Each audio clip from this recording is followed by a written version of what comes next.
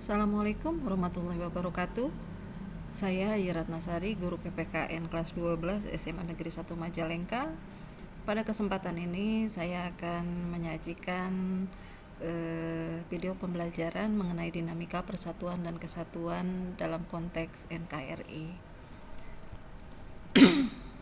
Hakikat Negara Kesatuan Republik Indonesia. Konsep negara kesatuan terbagi menjadi dua sistem, yaitu sentralisasi dan desentralisasi.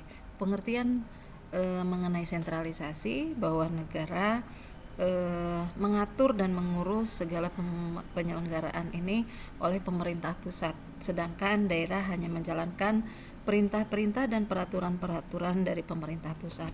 Sementara desentralisasi pemahamannya adalah daerah dapat menyelenggarakan sendiri atau memiliki kewenangan sendiri untuk mengurus penyelenggaraan pemerintahannya.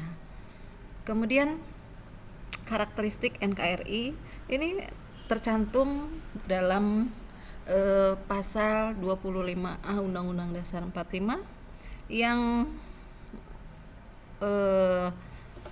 menyebutkan bahwa NKRI adalah sebuah negara kepulauan yang bercirikan Nusantara dengan wilayah dan batas-batas serta hak-haknya itu diatur dan ditetapkan oleh undang-undang.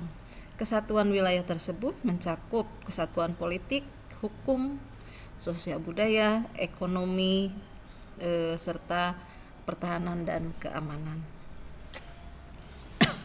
Materi selanjutnya adalah mengenai persatuan dan kesatuan bangsa Indonesia dari masa ke masa. Dimulai yang pertama adalah pada masa revolusi kemerdekaan, yaitu tanggal 18 Agustus sampai dengan 27 Desember 1945.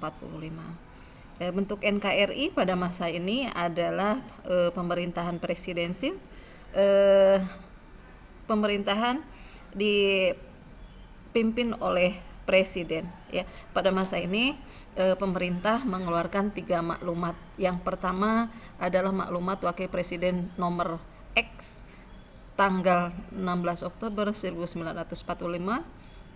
Isinya mengenai penghentian kekuasaan luar biasa dari presiden sebelum masa waktunya berakhir. Kemudian maklumat pemerintah kedua adalah tanggal 3 November 1945 tentang pembentukan partai politik yang sebanyak-banyaknya oleh rakyat.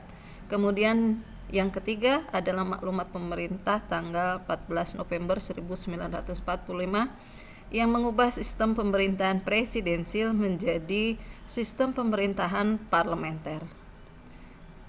Selanjutnya adalah Persatuan dan Kesatuan Indonesia pada masa Republik Indonesia Serikat 27 Desember 1949 sampai dengan 17 Agustus 1950.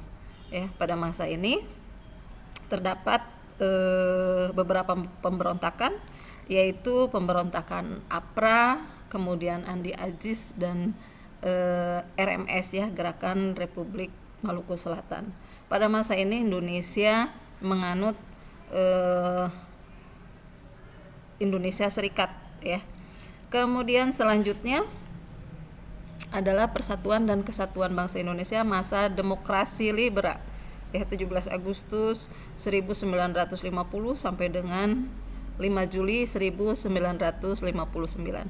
Pada masa ini Indonesia menganut sistem pemerintahan parlementer, ya, di mana diterapkan masa berlakunya Undang-Undang Dasar sementara 1950 yang ternyata tidak membawa bangsa Indonesia ke arah kemakmuran, ya. Pada masa ini terdapat 7 kali pergantian kabinet, dari mulai kabinet Nasir sampai dengan kabinet Juanda. Pada masa ini terdapat juga pemberontakan PRRI Permesta, ya.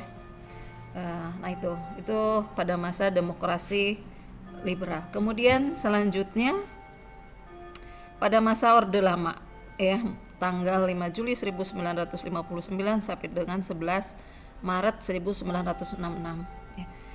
Di mana pada masa pemerintahan ini presiden berkedudukan sebagai kepala negara dan kepala pemerintahan. Jadi presiden menjabat 2 jabatan, ya. Kemudian kabinet yang dibentuk pada masa ini ya, dinamakan kabinet kerja yang terdiri dari kabinet inti, kemudian menteri-menteri ex officio dan menteri-menteri muda ya.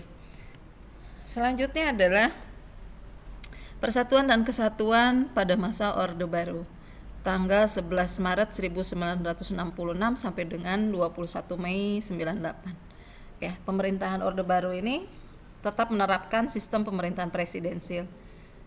Ya, ada beberapa kelebihan dari pemerintahan Orde Baru. Yang pertama adalah perkembangan pendapatan per kapita masyarakat Indonesia dari 70 dolar Amerika Serikat sampai dengan bisa mencapai lebih dari 1.000 dolar Amerika Serikat. Kemudian yang kedua, suksesnya program transmigrasi serta suksesnya program KB dan sukses memerangi buta huruf. Kemudian, ini yang terakhir, Persatuan dan Kesatuan pada masa reformasi ya. Dari mulai periode 21 Mei 1998 sampai dengan sekarang.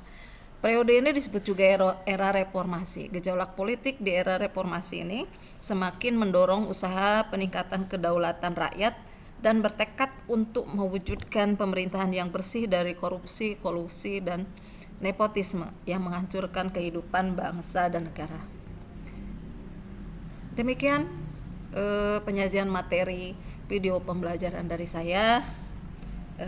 Barangkali ada manfaatnya. Kurang dan lebihnya saya mohon maaf yang sebesar-besarnya. Billahi taufik wal hidayah. Wassalamualaikum warahmatullahi wabarakatuh.